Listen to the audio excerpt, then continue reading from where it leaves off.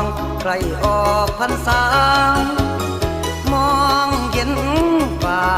ทางอุดรไหลย้อนลงหลุมรู้ตนเด็กหัวใจเสียรักไปนั่งกลุ่มเหมือนเมฆบนมรสุมพัดเป็นปุ่มลอยบนโอบลมลวงตาปล่อยขึ้นฟ้าเบื้องบนเสียงคนหล่นทุกคนร้องชัยโยเสียงบาดใจคล้ายๆกับเสียงโห่เหมือนชัยโยแค่เจ้าบ่าวเดินไปพรรษาไกลที่ใจจงหัวเบาเรา3 เดือนผ่าน